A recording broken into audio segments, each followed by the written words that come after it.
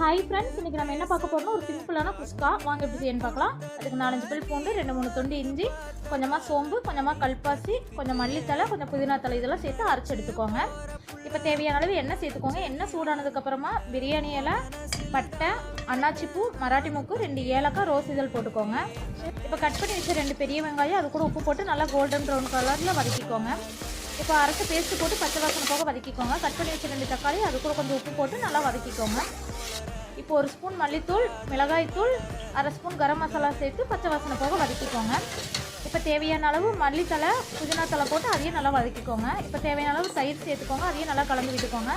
இப்போ 1/2 மணி நேரம் ஊற வச்சு எடுத்து சாப்பாட்டு அரிசி சேர்த்து நல்லா கலந்து விட்டுக்கோங்க. இப்போ தேவையான அளவு தண்ணி சேர்த்து உப்பு போட்டு ஒரு கலந்து விட்டுட்டு இந்த அளவு கொதி வந்ததுக்கப்புறமா மூடி போட்டு 2 விசில் வச்சு எடுத்துக்கலாம். இது ரொம்ப டேஸ்ட்டாக இருக்குங்க. மறக்காமல் ட்ரை பண்ணி பாருங்கள். ஒரு சூப்பரான குஸ்கா ரெடிங்க. மறக்காமல் ட்ரை பண்ணி பாருங்கள். தேங்க்யூ.